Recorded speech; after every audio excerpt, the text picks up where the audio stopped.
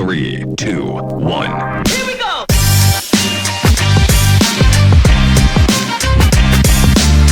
Welcome back to this week's conversation. We're going to be talking about how to have difficult conversations without making it worse.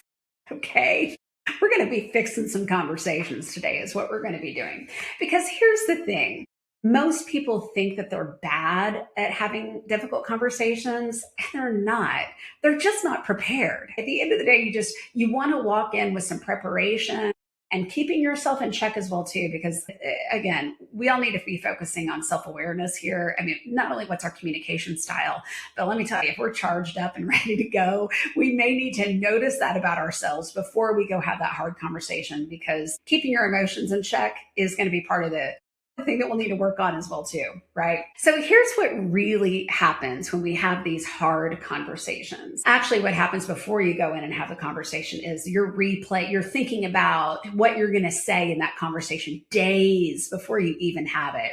So if you know you have to have a hard conversation with somebody on the team, somebody who keeps missing deadlines or whatever like that, and you know, it's like, okay, I have to have this conversation. You're thinking, I say, you're replaying that conversation in your head over and over again as to what you think it's going to be like. You're going to think about it 10 times before you even have the conversation in the first place, right? You're going to build a case instead of building clarity.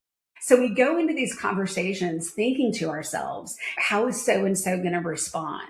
We make assumptions about what people are going to do as well too, instead of just going in and being prepared about what our talking points are and keeping to the script, so to speak. All right. You walk in already frustrated. And when you do that, your body language is showing it. And we know that up to 93% of all communication is nonverbal in nature. And let me tell you, when you walk into a room super frustrated, people can feel that energy that you're putting out there as well. And when you feel all of those things, you typically want to say everything all at one time. You just want to word vomit all the things. And this is where the train tends to go off the rail. Okay. And this is what we're going to try to avoid as well too.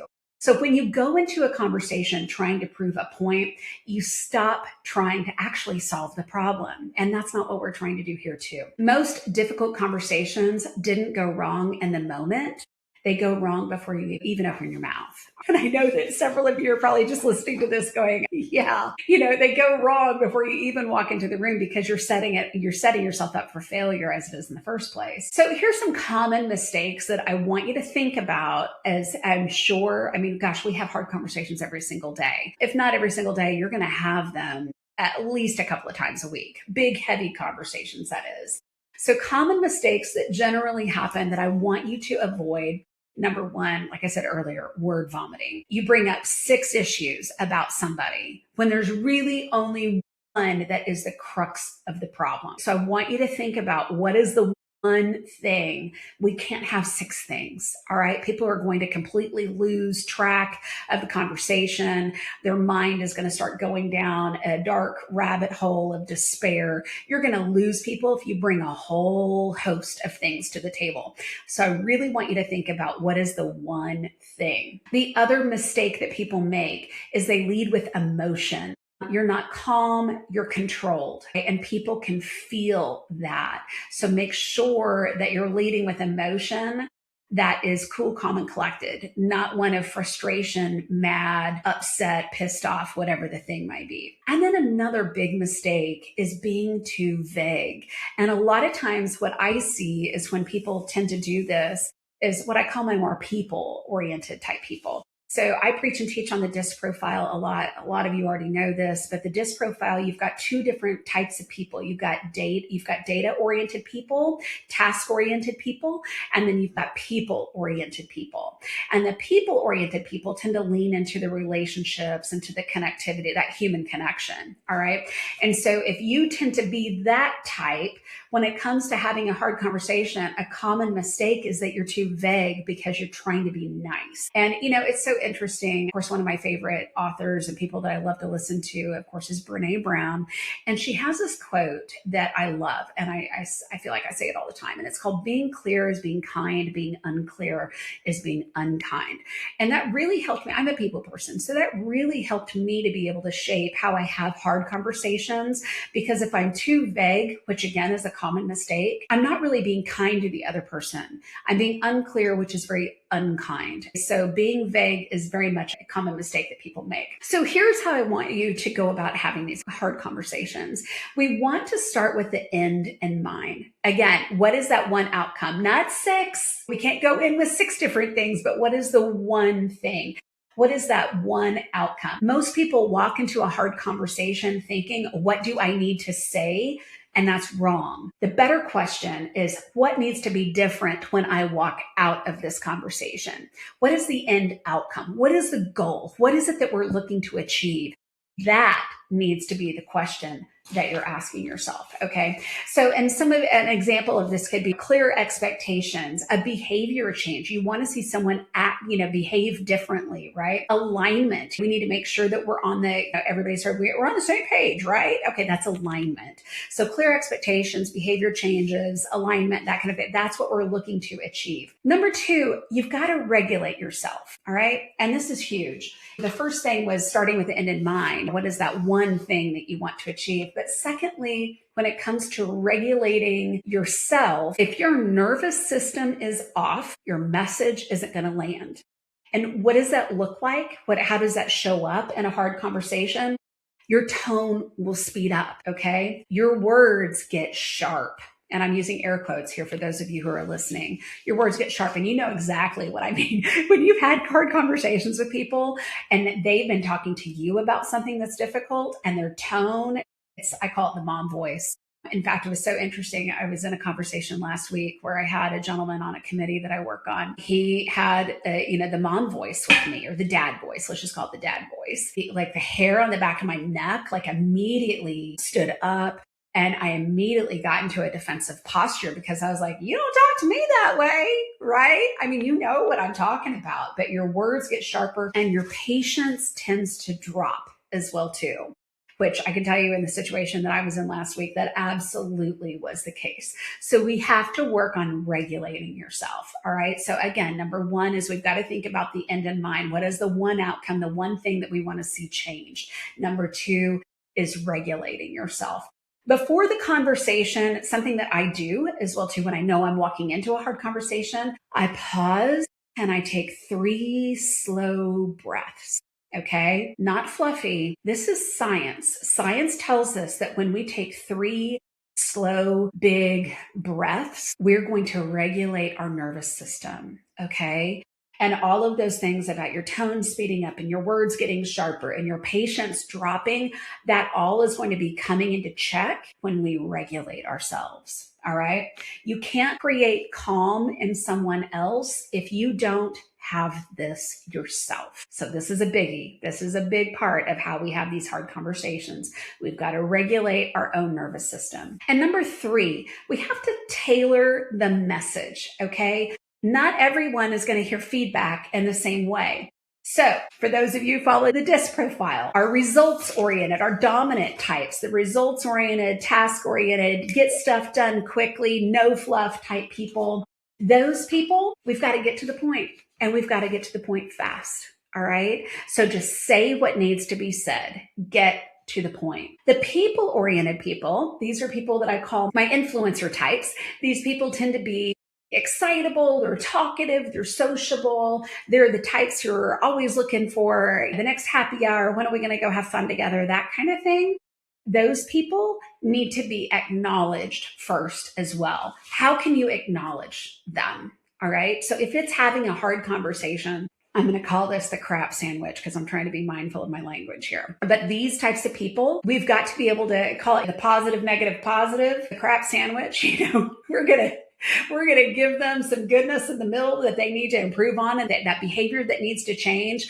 But we're going to soften it up by giving them a compliment, telling them what needs to be done, and then ending the conversation as positively as possible as well too. But they have to be acknowledged first. Okay. Think crap sandwich, positive, negative, positive. And the negative, when I say negative, I'm really talking about the thing that needs to change, the outcome that you're looking to change, the behavior that needs to change, the whatever needs to change. That needs to be what I'm calling the negative. That needs to kind of go there in that piece. All right. So we're going to start by acknowledging them. We're going to tell them what needs to change, and we're going to end with something positive as well too. That's how we'll get them on board. Now, we have our supportive folks as well too. They are people oriented as well. They tend to be what I call harmonious, they're balanced. These people are the don't rock my boat people. They tend to be a little bit more reserved as well too. So when we're having hard conversations, we've got to go slower and give context. Okay, we've got to give some description as to what's going on. We also have to very much with our people oriented people, we've got to very much so make sure that our tone is not sharp, that we're keeping the place safe. Okay. And hear me out on that. When, again, go back to the whole regulating yourself, regulating your emotional regulation. When you don't do a good job with that, with these particular people oriented types, they get really flustered and they want to go hide underneath a table.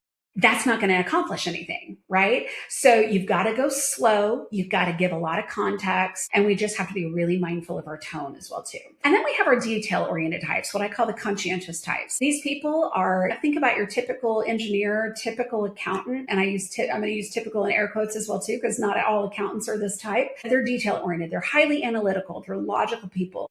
Tend to not show much emotion as well too. With this particular type, when you're having a hard conversation with them, you have got to be specific, okay? Be specific in the exact things that you want change. What's that behavior that you want change? The thing that needs changing, you got to be extremely specific. If you're too vague, this type is going to check out on you and they're not going to take you as a trusted source. All right. So you've got to be specific with this type. If you say the right thing the wrong way, it's still wrong. That's why you've got to be very prepared when you're going into these hard conversations. Okay. Now, let's see, what else did I want to be sure to tell you all too? The other thing that I want you to make sure of is that you don't want to have too long of a conversation. Now, granted, you have certain types that need the specificity, need some context and that kind of thing. At the end of the day, avoid the conversation being too long. Nobody wants to be in that room.